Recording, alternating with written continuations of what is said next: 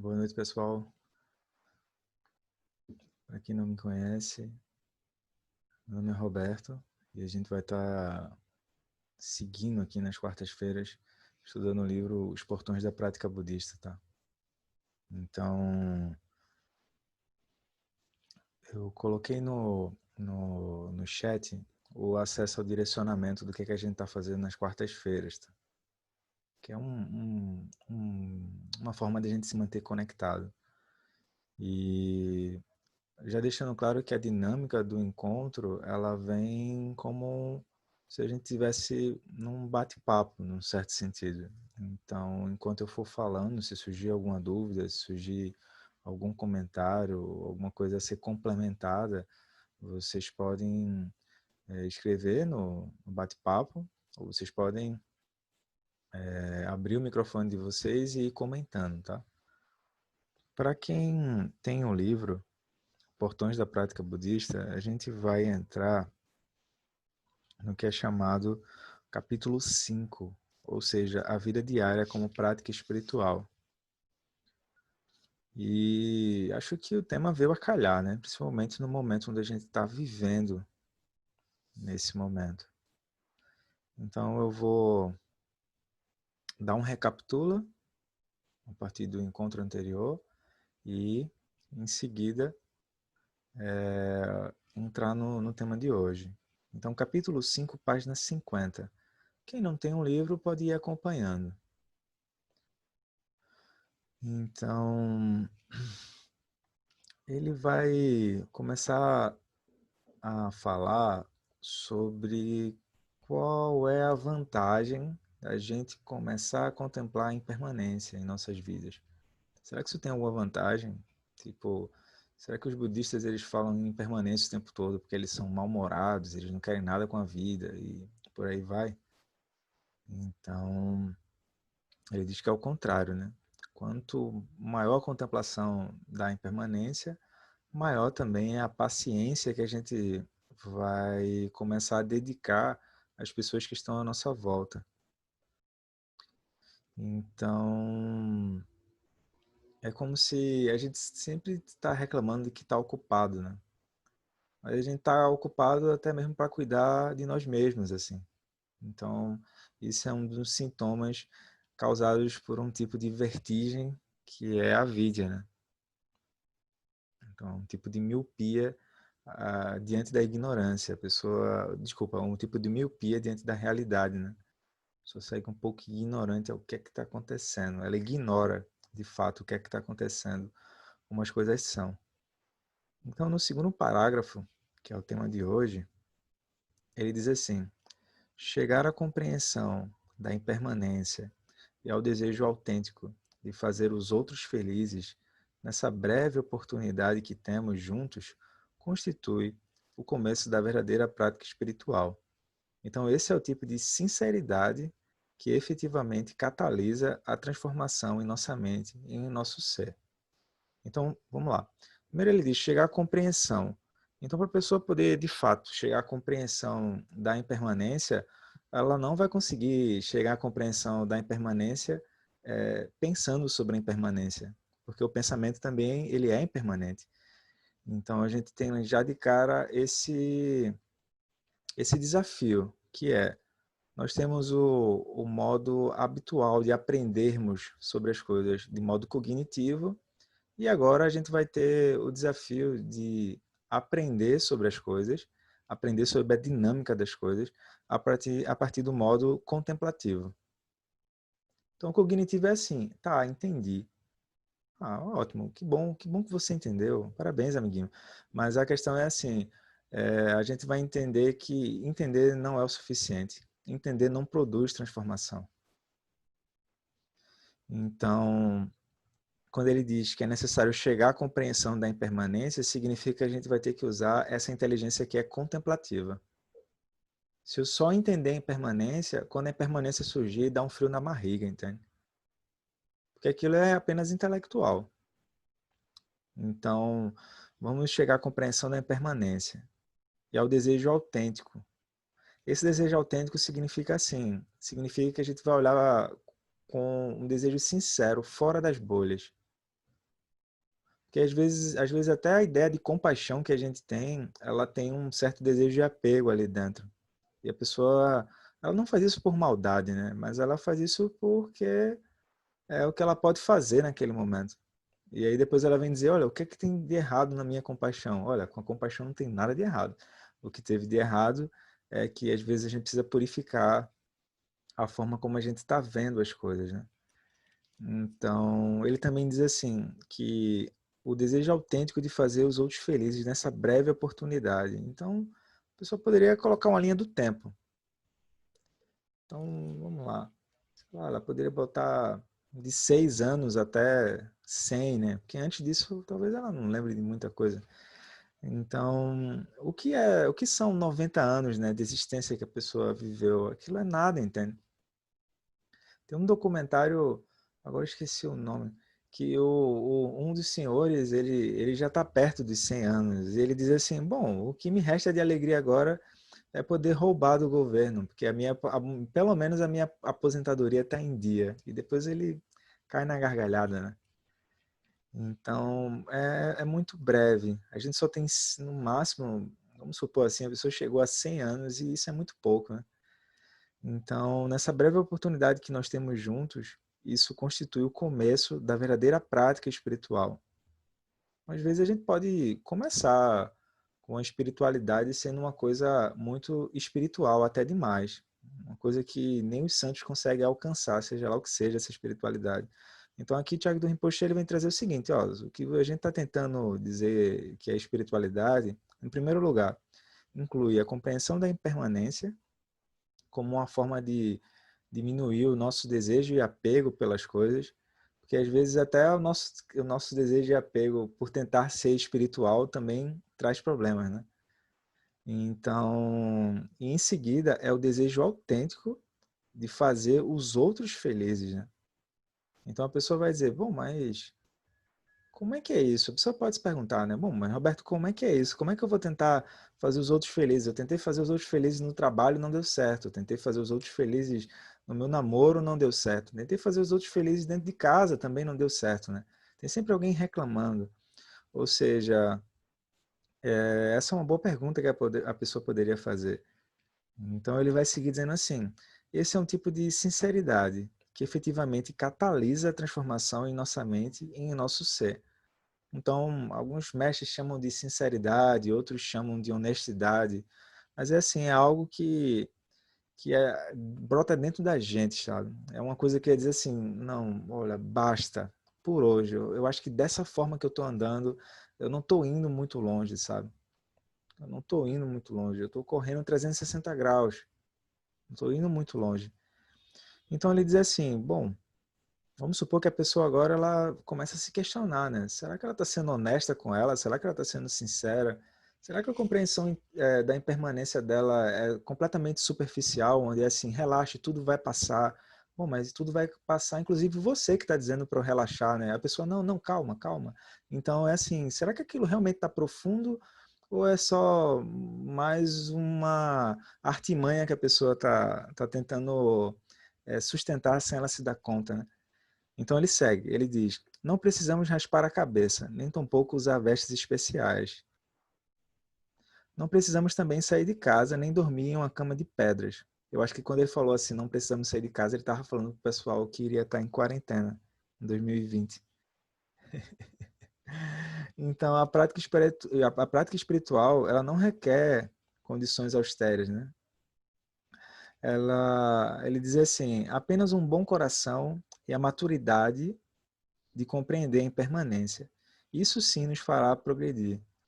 Então, essa é uma boa coisa, sabe? O Alan Wallace, o Lama Alan Wallace, ele tem usado uma palavra que em tibetano, quando você traduz ela para a nossa língua materna, ela vai ser usada como espírito de emergência, né? Que é a bodhicitta. Então, muitas pessoas das que eu tenho acompanhado, elas perguntam, Roberto, mas como saber se eu estou progredindo? Essa pergunta, por si só, ela já perdeu tudo, né? Porque qual é o interesse de saber que tu está progredindo? Mas tudo bem. Aí o Rinpoche vai dizer assim que a maturidade para a pessoa saber se está de fato progredindo no caminho, em primeiro lugar, ela desenvolve um bom coração, Em segundo lugar, ela desenvolve uma maturidade de compreender a impermanência. Sinceramente, eu não gosto desse termo bom coração, porque parece que a pessoa agora vai ser um sim carioso. Ou então, pior, a nossa cultura ela tem como referências um critério de bondade que é meio distorcido em relação ao que os textos do Dharma querem trazer. Então, eu prefiro trazer uma outra forma que o Dalai Lama chama de responsabilidade universal, ou responsabilidade nas relações, né? Então, o que ele está tentando dizer aqui, olha, você não precisa abandonar o que você está fazendo, no lugar onde você está, já é seu local de prática. Comece por aí, comece onde você está, né? Então, ele diz que, em primeiro lugar, um bom coração, desejo de tentar produzir benefícios, né? Desejo de oferecer. O oferecimento, é esse oferecimento, de fato, é essa alegria em oferecer que vai trazer uma felicidade verdadeira. E, em segundo lugar, qual a compreensão que você tem da impermanência, né? Então ele diz que, Chagdam Rinpoche vai dizer que isso, de fato, são dois critérios de progresso na prática espiritual dentro do que ele está chamando de espiritualidade, né? Então depois ele diz, se apenas exibirmos a nossa espiritualidade, queimando o incenso correto, sentando na postura correta e dizendo as palavras corretas, corremos o risco de nos tornarmos mais orgulhosos, mais paternalistas, mais implicantes e donos da verdade. Esse tipo de falsa prática não é de benefício algum para nós, tampouco para os outros. O objetivo da prática espiritual não é aumentar os nossos defeitos. Então, o que acontece? Vamos supor, a pessoa ela começou a meditar, está com 119 dias no Insight Timer, nunca faltou, sempre meditou todo dia, etc. e tal. Mas, e daí? A pergunta é essa, né? E daí que isso está acontecendo? Porque se a pessoa simplesmente estiver meditando porque ela quer exibir a espiritualidade dela, então o Trungpa Rinpoche vai criticar isso além do materialismo espiritual, né? Onde a pessoa agora criou um currículo homologado de praticante. Então ela vai dizer quantas horas ela meditou, quantos retiros ela fez, quantos professores ela visitou, quantos livros ela tem na prateleira, e por aí vai. E aí ela queima o incenso correto, ela tem uma postura muito perfeita, e ela diz também as palavras corretas, né? Porque já já vai surgir o coaching espiritual, que é assim, as pessoas tão medíocres de um senso de dignidade que qualquer pessoa que chega falando uma coisa A ou B que seja de efeito, a pessoa está tão carente e tão ausente de dignidade que ela sai correndo, né? A gente precisa escapar dessa sensação de se travestir de zumbi, sabe? A gente tem um potencial de Buda, tem as quatro incomensuráveis, tem essas perfeições, e a gente precisa aprender a confiar no silêncio. Mas só tem como tu aprender a confiar no silêncio sentando em silêncio, sentando em meditação. Mas a pessoa vai dizer, bom, Roberto, mas ele acabou de dizer que eu posso ter uma postura correta e falar exatamente tudo perfeito. Mas então, como saber, né? E depois por que isso? Porque depois ele vai dizer, ó, a pessoa, se ela estiver se tornando mais orgulhosa, se ela estiver se tornando mais paternalista ou mais sindicalizada, ou ela estiver implicando com A ou B o tempo todo, ou simplesmente ela está preocupada em ser o dono da verdade, esses são sintomas de volte três casas. Não tem isso, né? No banco imobiliário, a pessoa está avançando, aí ela joga o dado e tira uma carta aí, volte três casas. É isso. Então, ele diz que quando a gente pratica, a gente não vai ganhar nada com a prática, né? A prática é um striptease de todos os defeitos que surgem devido ao samsara. Então, ao ouvir essas coisas pela primeira vez, a gente pode então se sentir inspirado. Porque, vê, em primeiro lugar ele diz assim, quais são os critérios usados para saber se você está avançando ou não. Depois, ele diz que quando a gente começa a praticar, nossos defeitos começam a diminuir. E depois ele diz que tudo isso vai ser usado para a gente poder levantar e estabelecer outras formas de conexão com as pessoas. Então a gente poderia se sentir inspirado, né? Então, escutar essas verdades nos aquece por dentro. E também nos deixa alegres, mas é um pouco como cobrir um remendo com um buraco em nossa roupa. Se não costurarmos bem aquilo, logo logo aquilo começa a cair e o buraco aparecerá novamente. Ou seja, a pessoa plantou a semente, está com a terra, mas ela está esquecendo de botar água. Aí ele diz, é aí que nos deparamos com a contemplação. Então tem isso, galera. Vê, a gente falou no começo do encontro que existe a inteligência que é cognitiva, que é eu entendi, ok, eu digo sim, dou like, eu compartilho, eu vou para lá, eu vou para cá, eu aperto um botão e aquilo funciona, isso ok. Mas existe também a inteligência que é contemplativa. Então, é a segunda vez que ele vai falar em contemplação. Então, contemplação significa o quê? Eu acumulo a capacidade de ver a partir dessa visão. Então, se ele está falando em impermanência, eu vou parar, entender, tirar as minhas dúvidas em relação ao que ele está falando sobre impermanência, porque pode acontecer que o meu conceito de impermanência não seja igual ao dele, então, no mínimo, a pessoa poderia estar aberta, né? Bom, o que é que ele está querendo dizer com impermanência? E a partir dali, eu paro e começo a perguntar, será que a impermanência pode ser aplicada nas situações? A pessoa para e vai começando a olhar. Por exemplo, esse encontro acontece por causa da impermanência e esse encontro perdura por causa da impermanência e esse encontro termina também por causa da impermanência, entende? Então a pessoa vai vendo. Ela vai vendo que já já da hora do jantar. O jantar também, ele só pode acontecer porque teve algo antes que mudou e permite então o jantar acontecer. O jantar está acontecendo e o jantar também vai se encerrar. Então a pessoa começa a entender esse ciclo, entende? Esse ciclo da vida, esse ciclo da dinâmica da vida. Mas assim, mas se a gente quiser teimosamente impor a dinâmica da vida, a nossa verdade, tudo bem. Agora, se a gente sofrer depois, é aí que a gente não procure culpados. Porque a gente tem a opção, né? Por exemplo, olha, você pode seguir a esquerda, mas se a pessoa quiser seguir a direita, ela tem essa liberdade, não tem problema nenhum. Mas eu acho que se a pessoa ela começa de fato a olhar e ela começa a encontrar exemplos da impermanência, é natural que na hora do aperto a impermanência surja também como um recurso, né? Mas aquilo vem como recurso de dentro. Aquilo não vem como um palpite furado. Porque é muito fácil a gente dizer para uma outra pessoa que está sofrendo, olha, tenha calma, isso vai passar. Relaxe, isso vai passar. Mas internamente a gente está com mau hálito, né? Vocês sabem que é mau hálito, né? Tipo, de longe é muito bonito, mas tu chega mais perto aquilo tá fedorento, né? Então ele diz que se a gente se deparar com a contemplação, ou seja, pega o que está sendo trazido, para, relaxa. Não precisa ser uma coisa militar, sabe?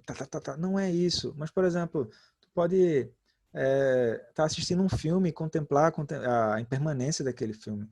Tu pode estar comendo uma batata Delma Chips e pode contemplar a impermanência daquela batata, entende? Tu pode estar tomando um copo d'água e pode contemplar aquilo também. Então, o que a pessoa está vendo é assim, que a impermanência ela não é uma coisa artificial que está sendo criada. O budismo não criou a impermanência. O budismo vem alertar a gente para que a impermanência está aí, entende? Depois ele diz que ao nos depararmos com a contemplação e a meditação, então agora ele está tentando unir o que a gente está chamando de meditação e contemplação. Então ele está tentando alertar a gente para quê? Para a gente não ficar rodopiando quando o sofrimento surgir, entende? A gente rodopeia demais, a gente perde muito tempo ali dentro. Pior, a gente gera um amargor que não é necessário gerar esse amargor. Já pensou, tem algum amargor aqui no grupo? Não, né? Não tem amargor. Já pensou a pessoa ter um surto de ansiedade e ela contemplar a impermanência sobre a própria ansiedade? Ou seja, a pessoa vai começar a ser terapeuta dela mesma, entende? Ela vai começar a ter responsabilidade maior sobre o que é que ela está chamando de viver a vida, né?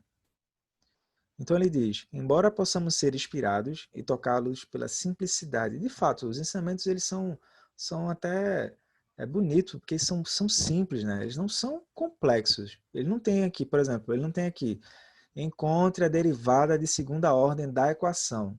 Pronto, o pessoal já está tremendo na base só de escutar isso, né? Aí vem uma função senoide, uma função cossenoide. Pronto, aí a pessoa já... Ai, meu Deus, a pessoa troca até de religião.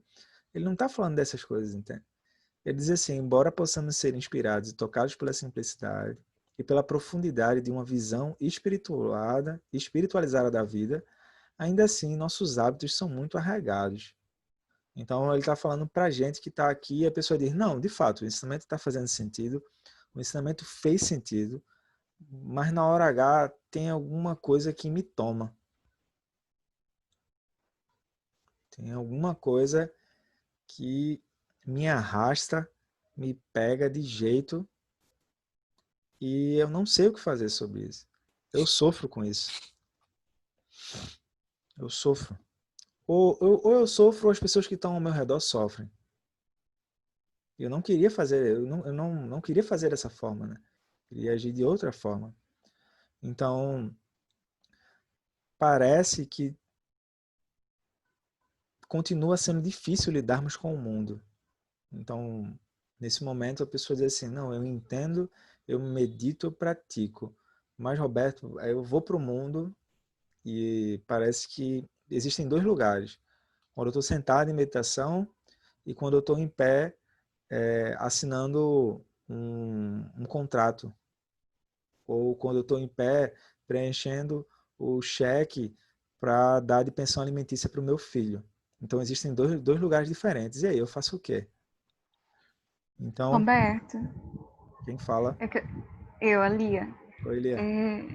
que eu estava pensando algo parecido com o que você falou agora, mas era no sentido do que o Lama falou com relação à originação dependente, né? A gente fica entrando nesse ciclo sem fim, mas é possível estar num lugar em que a gente pode ter energia livre, a partir de um espaço livre. Uhum. Só que ele não continuou sobre esse aspecto, ele continuou falando sobre originação dependente, não como a liberação da originação. E então eu fiquei pensando sobre isso, sobre essa energia livre que a gente pode conseguir, de que forma, e pensei na prática. A gente faz chama, tá, impura, pura. A gente consegue essa energia de um lugar livre. Eu não sei se era exatamente sobre isso que ele estava falando, mas a partir do que eu imagine, do que eu consegui imaginar, me veio essa associação. E parece que toda energia que é restaurada a partir desse lugar é para ir para o mundo e dispendiar tudo lá, tudo nas relações. E aí fica esse desfalque energético e essa ação que eu fico pensando como é que a gente sai do ciclo de originação e como é que a gente consegue essa energia, sustentar essa energia que é obtida. É o caminho de... as 4 9 verdades e o caminho de 8 passos, né? Porque geralmente o Lama faz assim, ele vai explicar a originação dependente, isso está associado à segunda nova verdade. E depois ele vai entrar na terceira nova verdade, que é o caminho para a pessoa poder sair disso. Então ele explica a segunda nova verdade, que é a originação dependente, para a pessoa entender. Ah, tá. Ah, tá é o mantra do praticante que caiu a ficha, né? Ah, tá. Quer dizer que eu estou dentro disso? Aí a pessoa, é. Então ela diz, mas será que tem um caminho de saída? Tem. Terceira nova verdade. Porque, por exemplo, energia constante é o quê? Energia constante vem lá na, no quinto passo, que é trazer benefício aos seres. Energia constante está ligado a, eu não lembro se é Virya Paramita. A paramita relacionada à energia constante. Está lá no quinto passo. Então, quando o Lama está falando disso, ele está falando nesse sentido, sabe? Geralmente ele vai trazer dentro da estrutura das 4 9 verdades e o caminho do 8 passos. Então, no mínimo, o que a pessoa poderia ver é assim, se o Buda está falando dos 12 elos, eu só consigo falar daquilo que pode ser visto. Então ele está falando de um lugar que está fora dos 12 elos. Quando você falou dos lugares paralelos, me veio essa inquietação sobre a qual eu vinha pensando. Uhum. Parece que a gente vive realmente esses dois lugares. Isso é uma etapa do caminho, viver esses dois lugares. A pessoa começou a tomar refúgio, que ela entende que quando ela senta, aquilo melhora, mas quando ela levanta, aquilo ela treme. Aí ela vai se perguntar, mas por que está tremendo? Aí ela volta de novo e amadurece a visão sobre o que ela está chamando de experiência de mundo, né? Então, a prática eficaz requer uma reiteração constante daquilo que sabemos ser verdade. Então, requer uma reiteração constante. Ou seja, se quiser entender como praticar meditação, precisa começar a praticar a meditação. Não tem mistério, sabe? Não tem muito mistério. Então, a meditação é o processo pela qual damos um ponto depois do outro. Então, vamos lembrar que antes ele falou que tinha um pano, eu vou colocar e vou fazer um remendo. Só que o que acontece? As energias de hábito, elas vão tirar o remendo do lugar. E tudo que tu tem que fazer é botar de volta o ponto. E vai dando um ponto de novo. E de novo. E de novo. E pela profundidade, voltando. Então, nós recordamos vez após vez das verdades mais profundas. O que é que significa vez após vez? Significa paciência. Mas não é a paciência do Lenin, não, tá, galera? Não é assim, eu finjo ter paciência. Não é essa. É paciência mesmo. Regularidade. Tenzin Palmo fala descaradamente, assim. Lembrar dela, né? Foi aniversário dela. Longa vida para essa mestra. É melhor tu praticar 10 minutos todo dia do que tu inventar de praticar 24 horas no domingo, entende? Ela fala disso. Então, quais são as verdades mais profundas? As verdades mais profundas não são as histórias da bolha, né? Até porque as histórias das bolhas, elas mudam. Ou seja, quais são as verdades mais profundas mesmo assim? A impermanência é uma verdade profunda. O amor é uma verdade profunda. A bondade é uma verdade profunda. Só que a gente vai fazer isso até que o remendo fique preso, de modo tão firme que se torne parte do tecido e reforce toda a roupa. Então não seremos mais abalados por circunstâncias externas. Esse é um dos também critérios de avanço na prática. É que as circunstâncias externas agora elas voltam a acontecer, mas aquilo não te abala tanto, porque tu não está defendendo uma estrutura de desejo e apego, né? Tu está agora repousando com lucidez diante das coisas. Então não é que a pessoa vai deixar de ter situações, não é isso. Mas é que o lugar onde ela está olhando para aquilo não está contaminado pelos 3 venenos, 6 emoções, 12 elos. Ele vai dizer assim, que há um tipo de desenvoltura. Ou seja, é um tipo de é uma atitude, é uma postura que aparece quando compreendemos a natureza ilusória da realidade. Quando entendemos a qualidade onírica da vida. Quando essa impermanência que tudo permeia então se apresenta. Ou seja, até mesmo a compreensão do que a gente chama de impermanência, ela vai se aprofundando. É isso. Então, ao mesmo tempo que ela não é. E um dia vai deixar de ser por completo. Isso não quer dizer que negamos o nosso envolvimento com a vida.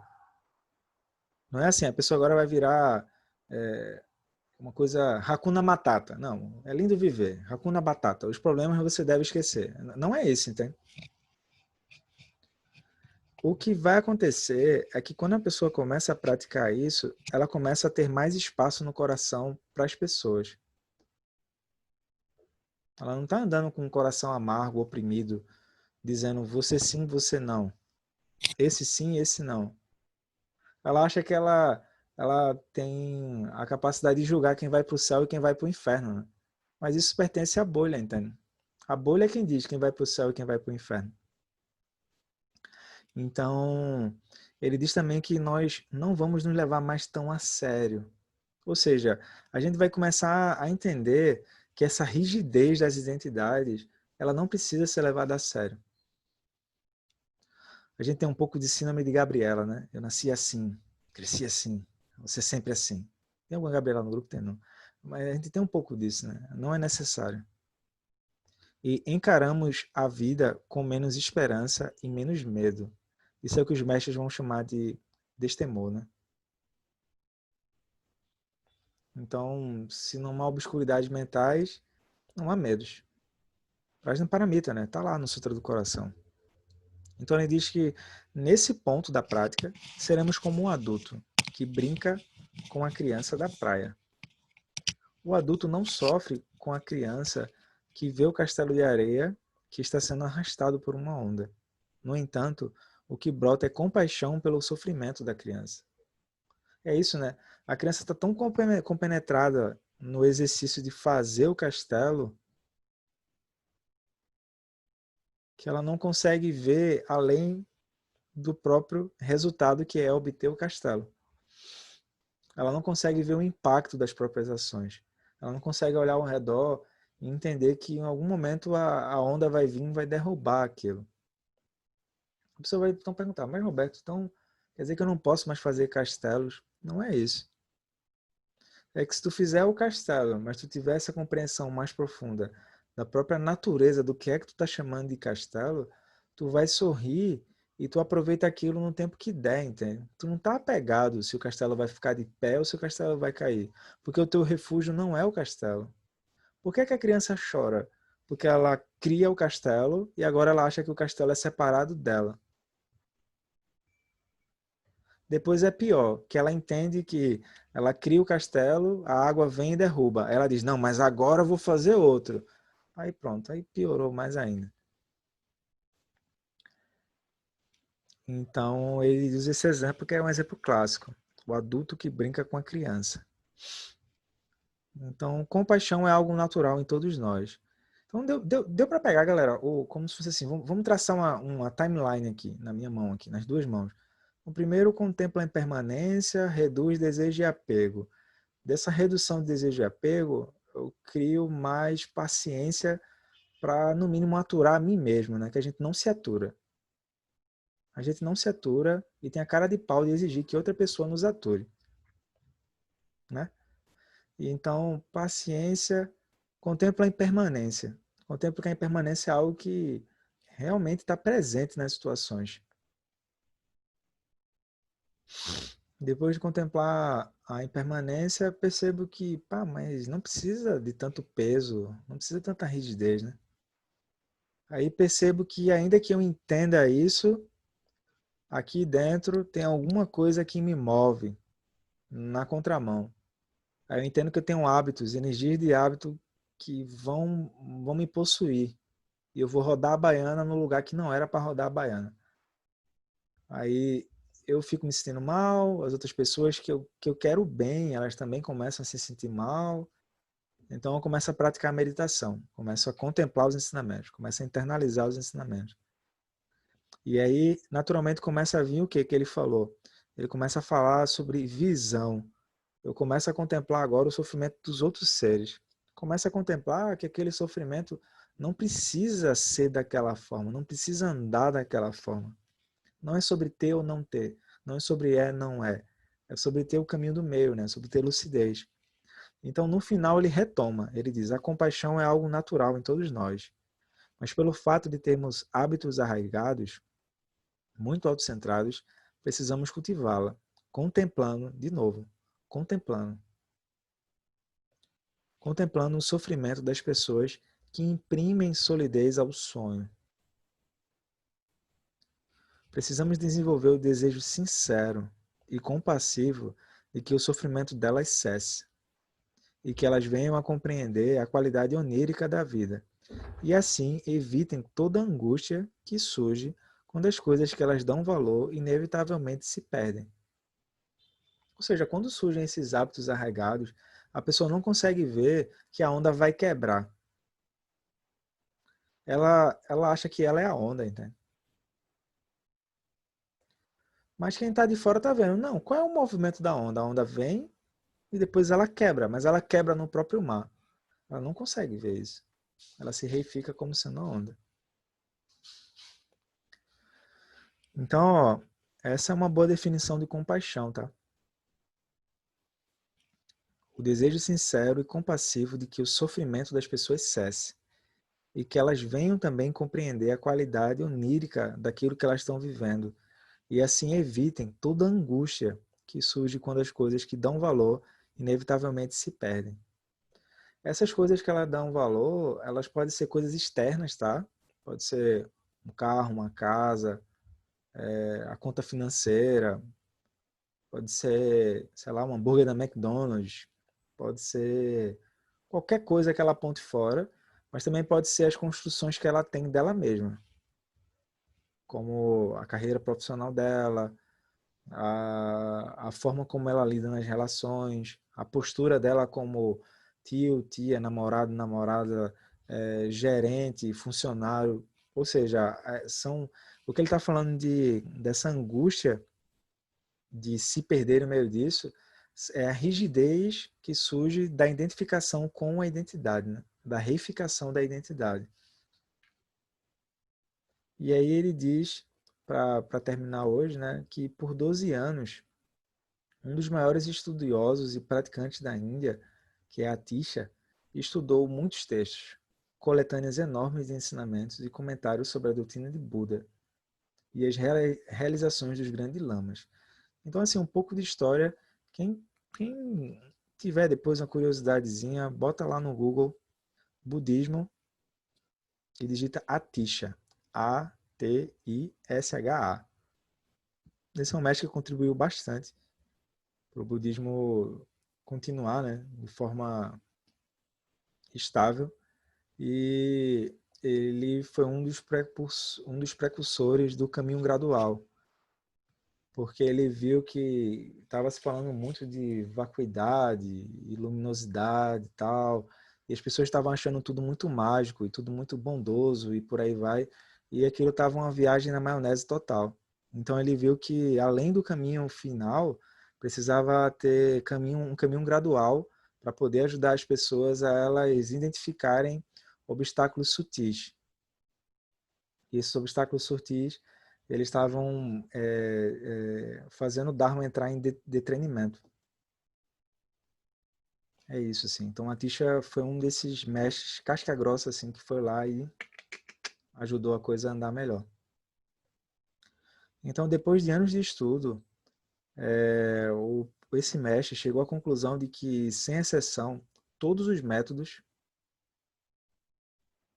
que o Buda ensinou para propiciar a transição da mente comum para a mente extraordinária se resumiam a um ponto essencial, que é um coração puro. Quando estamos meramente falando de um coração puro, parece uma coisa ser muito simples, né? A pessoa vai associar o quê? Sei lá, Pequeno Príncipe tem um coração puro, tipo isso, né? Mas em momentos difíceis não é tão fácil ser mantido, né? Então, se você estiver face a face com alguém que você odeia, alguém que está disposto a lhe ferir, é muito difícil você não se enraivecer, nem tampouco perder a atitude de amor, de bondade.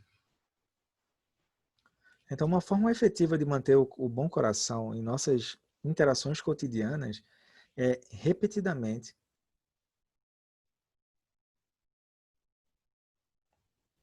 De novo, uma forma efetiva de manter o bom coração em nossas interações cotidianas é repetidamente, repetidamente e repetidamente lembrarmos que todos os seres, em alguma ocasião, em nossas muitas vidas, foram nossos pais ou nossas mães. Isso pode ser difícil de aceitar para nós, né? Mas o Buda e outros seres oniscientes e de sabedoria infalível ensinaram que todos nós tivemos vidas incontáveis.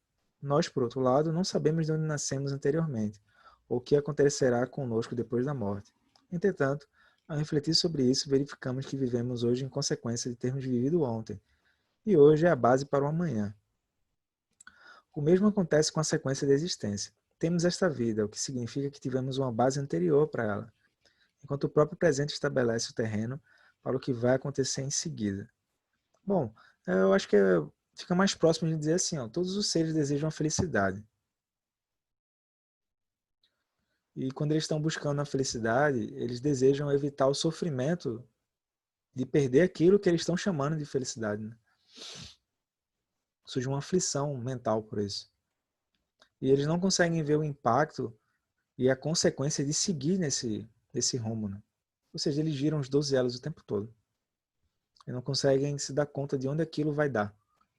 Então depois eles sofrem, aí aquilo gera um amargor, gera depressão, papapá, papapá, e aquilo não precisava ser dessa forma, entende? Não precisava.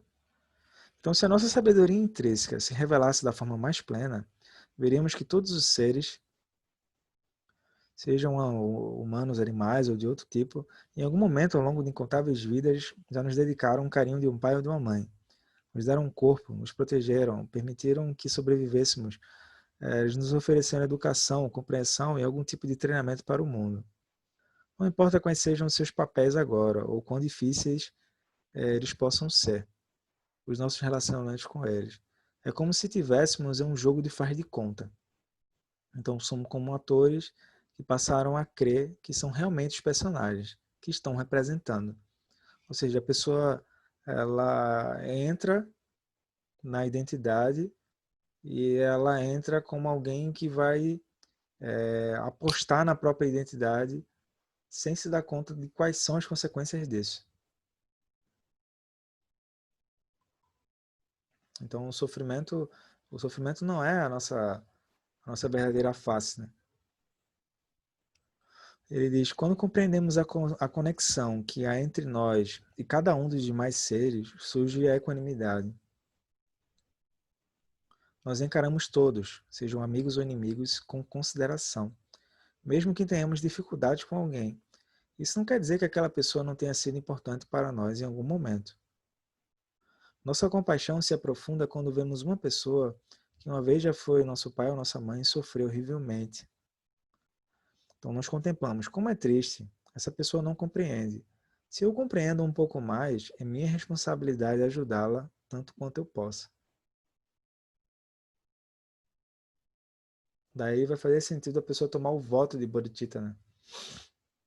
Porque ela entende que não é um ser perfeito, ela entende que está em treinamento, ela entende que ela e as outras pessoas também estão em hábitos arraigados, mas ela entende que tem algo que pode ajudar ela a ter uma compreensão um pouco mais ampla do que está sendo apresentado. Então ela diz, não há dúvida, é isso que eu tenho para fazer. Esse tipo de percepção nos deixa mais suaves. Mais suaves não quer dizer mais abestalhado, não é isso. Mais suaves é assim, às vezes a gente vai fazer vista grossa mesmo. Porque o que tu tá olhando é que o outro não é aquilo e o outro vai poder melhorar. E quando for necessário ser assertivo, tu vai ser assertivo, mas sem ficar cheio de dedo, né?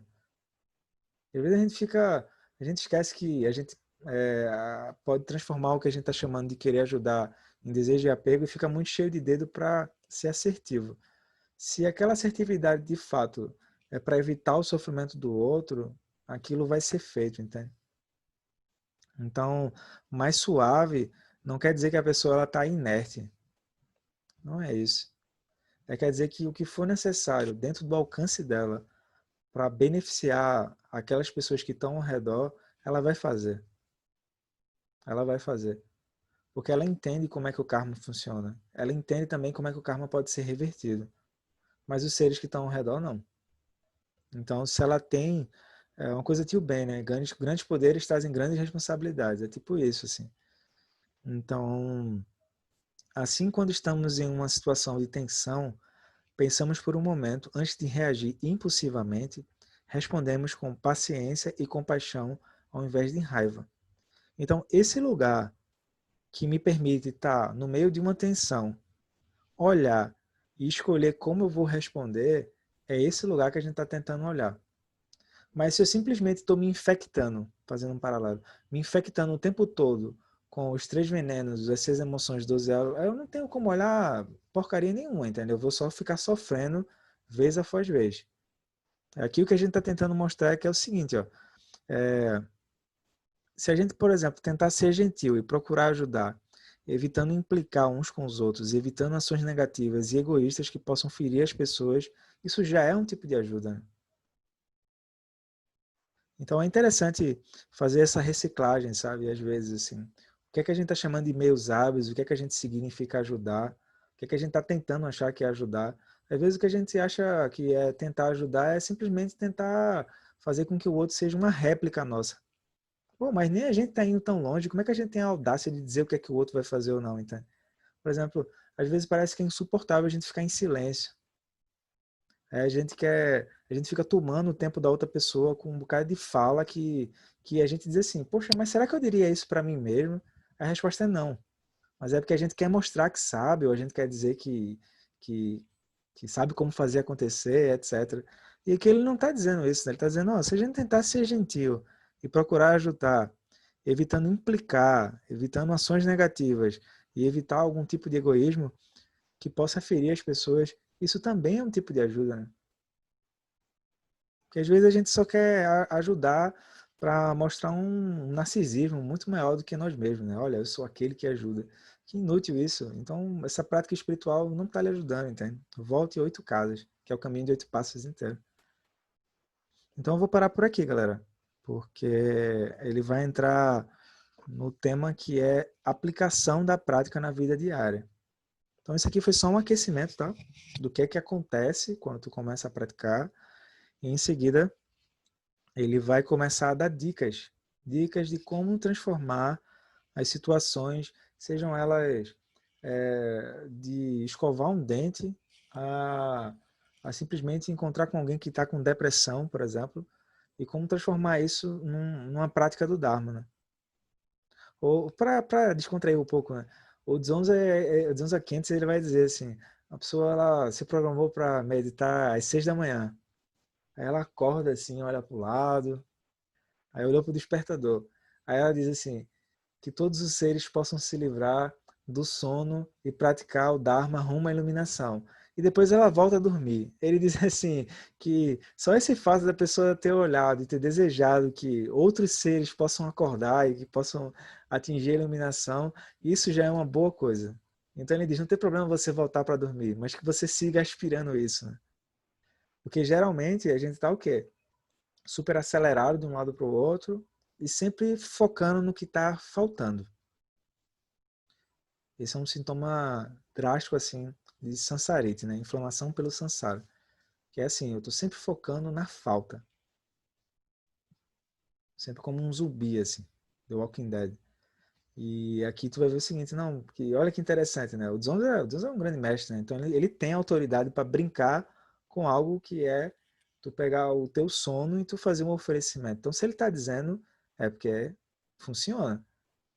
Isso tira o peso da pessoa achar que não, eu programei porque eu queria praticar às 6 e não estou conseguindo, não sei o que lá. Isso aí é o drama do materialismo espiritual da pessoa, né? Ela tinha uma meta que ela não está conseguindo e agora ela não está conseguindo soltar e olhar para frente. Enfim, isso acontece às vezes. Então, eu vou ficar por aqui. A gente vai se despedir. E eu queria lembrar da questão da... Boa. Queria lembrar da questão da contribuição, tá? Então, o SEB, assim como todo o ambiente do Dharma, ele é sustentado pela contribuição dos praticantes e visitantes do espaço. Então, uma sugestão por cada encontro é que a gente possa oferecer o valor de R$ 20 por cada encontro. E esse valor ele vai ser usado para sustentação, né? As salas SEB continuam sendo sustentadas, os valores básicos, né? Então, nesse link que eu acabei de colocar, tem o passo a passo de como acessar para poder fazer as transferências, tá? Dos valores. Então, lembrando que a questão da contribuição sugerida, ela é uma contribuição sugerida, ou seja, se a pessoa está podendo oferecer mais, ótimo. Se a pessoa tu vai ter que ajustar o valor, porque ela no momento, hoje, não tem o valor de R$ 20, ótimo. A pessoa vai dizer, mas a pessoa pode dizer, ô Roberto, mas eu vou doar um dinheiro aqui que dá até vergonha, porque não dá nem para a pessoa comprar um Mentos com isso. É porque não é isso, entende? Um dos três venenos mentais é a aquisitividade. E não é à toa que a primeira das seis paramitas é a generosidade, entende? Por quê? Porque a pessoa ela vai se alegrar não apenas pela alegria dela, mas ela vai alegrar com a alegria de que outras pessoas que também vão ser beneficiadas. Aí não é sobre o valor propriamente, é sobre o ato de tu oferecer. Então, se a gente se alegra com isso que está sendo oferecido, que isso possa continuar sendo oferecido. Daí, no momento, as doações só estão podendo ser recebidas por transação bancária. E aí, se eu não me engano, tem 3 bancos lá, é tudo visto de uma forma que pode ajudar as pessoas, né? Ao invés de ficar centralizado só num banco, tem 3. Pode emitir boleto e por aí vai, tá? Roberto, eu não gostaria de fazer a doação semana por semana. Eu gostaria de fazer uma doação como que eu fosse fazer uma doação mensal. Posso calcular 20 vezes o número de quartas-feiras. Fique à vontade, não tem problema. Faça essa doação. Agora a gente não vai ficar tendo controle, né? Isso aqui não é uma academia. Do tipo assim, Hebe, você já fez já caiu aí o crédito do mês, aí se você caiu, você vai participar do encontro, viu? Se não caiu, não entra. Não é assim que tem funcionado, né? Se a gente olhar com cuidado, os encontros eles são abertos. E aí no final a gente faz aquilo que os alunos do Buda e o próprio Buda fizeram, que é oferecer a tigela. Então, vamos fazer a dedicação de méritos. Que os méritos desse encontro se expandam e toquem a todos. Que o Mestre Universal da Paz e da Compaixão, Sua Santidade Dalai Lama, juntamente com todos os mestres e todas as tradições que vinculam essa mensagem, tenham longa vida. Todos estejam a salvo de gerar pensamentos negativos, o obstáculo mais destrutivo. Que esses pensamentos nunca surjam em nossa mente e todos os seres também estejam livres de pensamentos negativos. Ao longo de minhas muitas vidas e até esse momento, todas as virtudes que eu tenho alcançado, inclusive os méritos gerados por essa prática, todos que vierem a conseguir, ofereço para o bem-estar dos seres sencientes. Possam a doença, a guerra, a fome e o sofrimento diminuir para todos os seres, enquanto sua sabedoria e compaixão aumentam nessa em vidas futuras. Possa eu claramente perceber todas as experiências como sendo tão insubstanciais quanto tecidos de sonho durante a noite, e imediatamente despertar para perceber a manifestação de sabedoria pura no surgir de cada fenômeno. Possa eu rapidamente alcançar a iluminação para trabalhar sem cessar pela liberação de todos os seres. Budas e Bodhisattvas em conjunto, seja qual for a sua motivação, sua ação benéfica e preces auspiciosas, seja qual for a sua onisciência, realizações e poderes benévolos, seja qual for a sua imensa sabedoria, eu que igualmente venho para beneficiar os seres, rogo para que possa alcançar as mesmas qualidades. Nesse exato momento, posso nem mesmo os nomes, doença, fome, guerra e sofrimento ser ouvidos pelas pessoas e nações da Terra, mas possam sim, sua conduta moral, mérito, riqueza e prosperidade crescer, e possam a suprema bem-aventurança e bem-estar sempre surgir para elas. Quem lo chosun lo chedzalin sasun chapapel drodo chosun não adamidra do sungele show. Então, muito obrigado pela presença, galera. Quem puder, continua ligado online. Vai no YouTube do Lama Santen, que vai continuar tendo ensinamento com ele, tá? Então, tudo de bom para vocês. Boa semana e aos cuidados da impermanência. Até a próxima quarta. Tchau. Devia ter isso, né? Todo documento devia ter aos cuidados da impermanência. Aí começaria por aí. Tchau, tchau. Tchau, até quarta. Tchau, Beto. Até Tchau, pessoal. quarta.